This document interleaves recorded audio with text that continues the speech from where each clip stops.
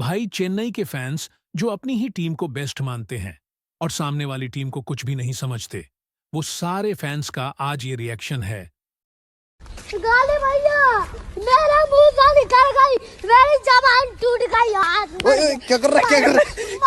क्या कर रहा है? तब आज के मैच में चेन्नई का जो हाल हुआ, चलिए शुरू से बताते हैं। बेहाल हुआ कि चेन्नई वालों का मूड शुरू में ही खराब हो गया, क्योंकि रात भर उन्होंने ये सपना देखा था कि धोनी कैप्टेंसी करने आएंगे, लेकिन ऋतुराज फिट होकर कप्तानी करने आ गए। इसके बाद चेन्नई के फैंस का बहुत मनुष्य लग रहे हो, मत करो, रहने दो। तौबा तौबा तौबा, थारा मूड खराब कर दिया। लेकिन खलील अहमद ने पहले ही ओवर में मूड ठीक भी कर दिया।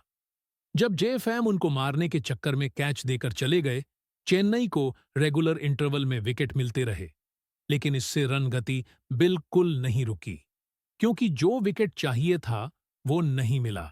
दिल्ली वालों ने अब की बार के एल राहुल को ओपनिंग करने उतारा था, क्योंकि डुप्लेसी अवेलेबल नहीं थे। एक तो भाई राहुल भाई को आलू बना दिया गया है। अरे राहुल भाई तो फिनिशिंग भी कर लेते हैं, मिडिल ऑन ऑर्डर भी खेल लेते हैं, ओपनिंग भी कर लेते हैं, विकेट कीपिंग भी कर लेते हैं, इसीलिए उनसे सब करवा लिया जाता है। सीधा सीधा बोल दो ना कि भैया मैं खाली ओपनर हूं तो कोई कुछ नहीं कराएगा, यानी अगर बने रहोगे पगला तो काम करेगा। अगला बात तो सही है, राहुल भैया ने ऐसी बैटिंग भी कर दी जिसको देखकर चेन्नई वालों ने हाथ जोड़ लिए कि भाई हमारे यहां तो गोयका जी है भी नहीं, उनका बदला हमसे क्यों ले रहे हो। बंद करो, हाथ जोड़ के मैं मोदी साहब से गुजारिश करता हूं। ओपनिंग करने आए राहुल भाई एकदम लास्ट ओवर में आउट होकर गए। 51 गेंदों में 77 की पारी खेली, दिल्ली को 183 तक पहुंचा दिया, जो कि 200 भी हो सकता था। लेकिन पथराना के डेथ ओवरों की वजह से आखिरी 3 ओवर में सिर्फ एक ही बाउंड्री आई और चेन्नई को टारगेट मिला 184 का। अब प्रॉब्लम ये थी कि दिल्ली वालों ने 184 का टारगेट लगा दिया था, और ये सबको पता है कि पिछले 6 साल से चेन्नई वाले 180 से ऊपर का टारगेट बना नहीं पाए हैं। यानी 180 का टारगेट चेन्नई के लिए वैसे ही है जैसे पाकिस्तान के लिए अपना रॉकेट अपने दम पर लॉन्च करना है, और इस प्रेशर का असर साफ दिखा। कमेंटेटर चिल्ला चिल्ला कर यह बात कह रहे थे कि 81% मैच इस टीम ने जीते हैं इस आईपीएल में, जिसने पावर प्ले जीत लिया। लेकिन चेन्नई वालों ने एक बार फिर से शौचालय की बजाय पावर प्ले में ही करने का फैसला किया।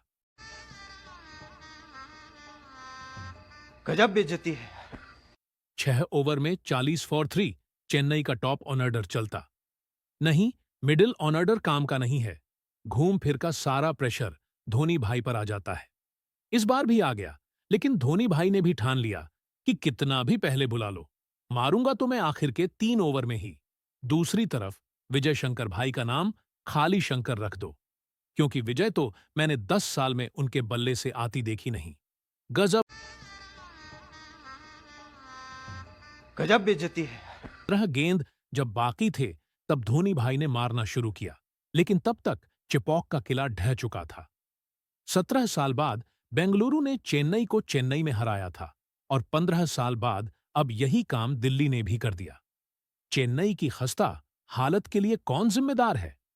आप कमेंट करके प्लीज बताना। अगर आप चेन्नई के फैन हो और धोनी के फैन हो तो खुद को कैसे समझा रहे हो, यह भी प्लीज बता देना।